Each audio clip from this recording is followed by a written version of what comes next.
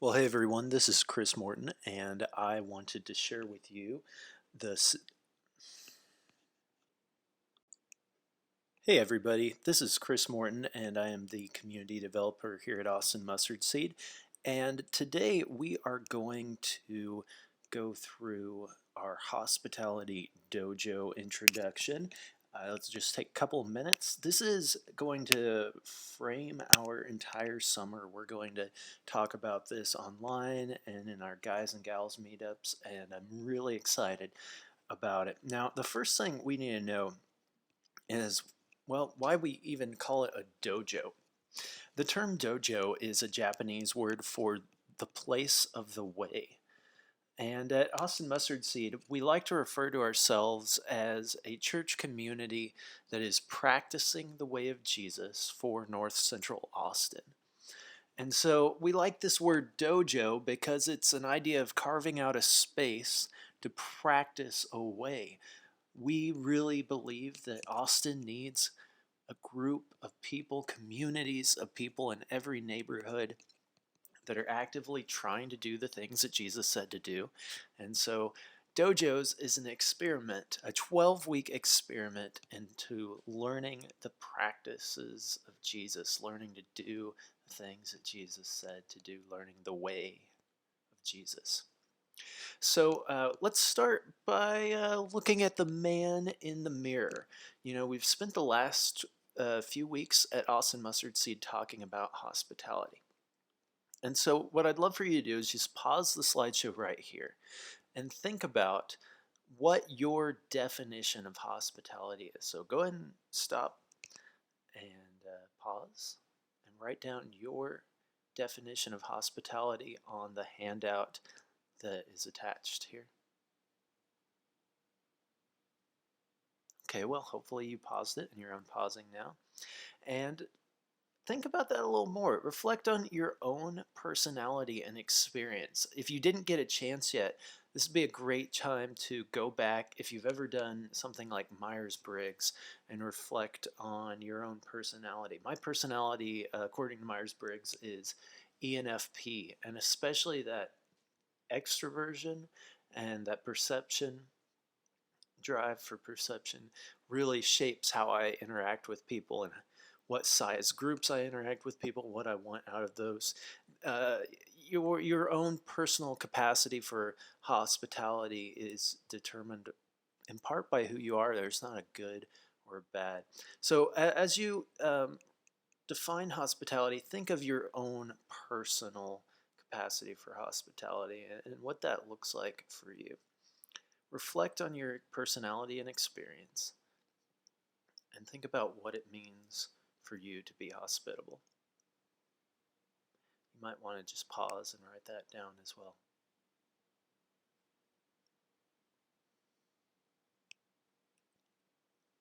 Okay, so if you pause it, you'll come back here and we have this great image of a couple of people that are having coffee on the left and a block party on the right. Now, the purpose of that image is this. Hospitality is going to be different for each one of us. We're talking about a spectrum here. So if you came to Mustard Seed and you were pretty disconnected when you came, or if you were new in town, or if you haven't been in church for a while and you're kind of skeptical, then you know, for you, just having a cup of coffee is a pretty big deal. And so if that's where you are, well, let me put it this way. One of my favorite definitions of the word hospitality is making space for the other. And for many of us that are new at this, Austin Mustard Seed is the other. And so we want to make space there. Now, for others of us, though, we're established. We know and love our community, but because of how established we are and what our own personality and drive is, the other for us might be our neighbors or coworkers or people around the city that we don't know but we want to know. And so, whereas for some people, just having coffee with somebody at Mustard Seed is hospitality, for others of us, hosting dinner parties or throwing a block party or a concert, you know, something like that is hospitality? So take a minute here and think about that. Where are you on that spectrum? Are you just trying to get connected to a church community? Or are you at the point of really connecting to your neighbors and people who are different from you? Where are you on that spectrum? Now, with that in mind, we're going to move to a very specific exercise that will really guide us throughout the summer. Next thing I want you to do is think about why hospitality matters to you. You might go ahead and pause this and write that down. Why does hospitality matter to you? Okay, well, if you paused it, thank you. If not, I hope you enjoyed that moment of quiet. For me, hospitality matters because I personally need to be welcomed, and I have been welcomed, and that's really shaped my life and who I am. Hospitality of others has healed me and opened up my life and made me the person I am today. So now we want to get into the nitty gritty. We don't want to just generally say that hospitality is a good thing and we value it. We want to get specific. So consider this. Where is a specific place that you can practice hospitality? Toward whom, I hope that's right English, toward whom can you practice hospitality? When? What is a specific time? A moment that happens in your week? When can you practice hospitality? So go ahead and think about that. Now, once you have that, I'm going to go about it just like kind of a Mad Lib. You remember Mad Libs where you have those open slots and you're supposed to write things down? Well, here you go. Because, why, I will practice hospitality towards whom, and by doing this, at this time, at this place. So an example might be, because I've been loved by others, I want to show hospitality toward my next door neighbor by inviting him over for dinner Thursday at 6 p.m. at my house. Is that really is there too much going on there? I don't think so. Is that too detailed? I don't think so. Why? Because I think that when we name something, that's when stuff gets done. That's when things happen. So even if it's just as simple as I'm going to ask somebody at Mustard Seed to coffee, write that down. Write who it is and when you're going to do it. If it's as complicated as I'm going to throw a block party and have bouncy castles and invite every family with kids within 5 blocks, write that down. Just set a goal for yourself. And then once you've got that, go to the Hospitality Dojo Facebook group and share your goal. Take a minute, write it down, and share your goal. Now, it's going to be great to have this online and interact with it, but also this is going to be something that we check in with each other all summer long, online and in our different groups. Now, we do this because God loves us.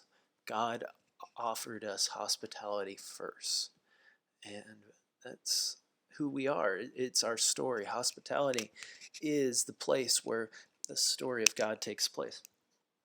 Hospitality is also the way that we will continue to grow and develop as a church community.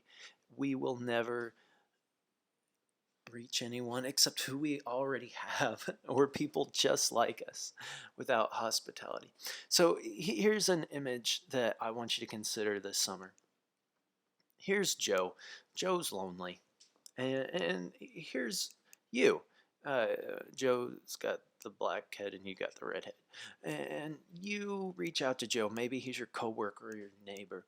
And now because you've reached out to him, Joe's a little less lonely. He's got one connection. You see how your hand is lightly tapping Joe's shoulder there? That's one connection that Joe has. We don't want to do this alone. One connection is not enough. One connection isn't enough because none of us can do it all by ourselves. So as you're thinking about hospitality, don't just think about who you're going to reach out to. Think about ways that as you meet guys like Joe, that you're going to be able to connect them with others. So let's say that you go on a bike ride with Joe every Saturday. Well, maybe you know two other bike riders. What if you invited them? Now look at Joe. Joe doesn't just have one connection, Joe has three connections. And this is the way that as a church community, we're going to continue to reach and get to know and be a blessing to our neighbors, is not just as individuals doing nice things, but as we naturally and purposefully surround people who need to know about Jesus in Christian community. So that's a big picture.